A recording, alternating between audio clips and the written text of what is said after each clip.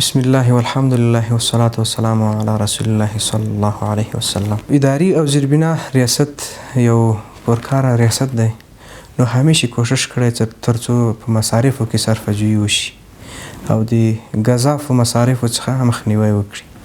نو په دې وروستیو کې د زیربنا ریاست په د لوړو زده کړو وزارت په داخل کې بعضې ترمیماتي پروژې پر مخ بوتلې چې هغه پروژې څه تعمیراتي وي او څه د وسایلو جوړول وو. تقریبا دلته په وزارت کې د جمهوریت له وخته څه داغیمه پرته وه، غوښتل چې دا لیلام ته ورکړي او دا تقریبا د 92 کال را په دې خوا داغیمه پرته وه. نو موږ په دو باندې ترمیمات شروع کړل او کار هم سره وکړله. په دې کې دغه وسایل فرنیچر باب دي، دفتري میزونه دي او د جلساتو څوکیګانې دي، فرنیچر باب ده او داسې ترانسفارمر ده او بعضې فوټوسټیټ کوم ماشینونه چې دي تقریبا په ډېر لوړ قیمت سره خرڅیږي چې د ده ترمیمات موږ وکړه. نو په ټول مجموعه کې دلته د مدیریت کومې څوکۍ چې وي دا دغې ته ورکول کېدي، خو په دو باندې موږ کار وکړئ. 45 پایې چوکۍ موږ سره د مدیریت جوړې کړې. د جلساتو یو نفري څوکۍ وي په 15 چې دا ترمیم شوې.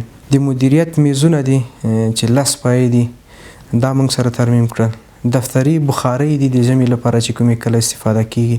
داسې کوچونه دي چې د 11 سیټو تر حده رسیږي چې دا موږ ترمیم کړله.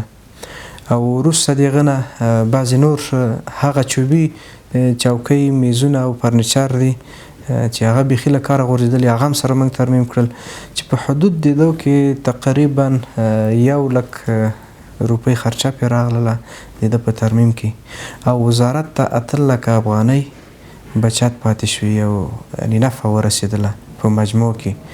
او په ده باندې ټول مصرف چې و 1 لک راغلی ده. اوس موږ دلته ایسیانې دي چې په ایسیانو باندې کار موږ شروع کړی ده. د وزارت چې ژمی را رسېدونکی ده او خپلو اداراتو ته خپل خدمات وړاندې کړو په ښه توګه سره. نو د ترمیمات هم موږ سره شروع کړي دي. انشاءالله دا هم نږدې وخت کې به سرته ورسي.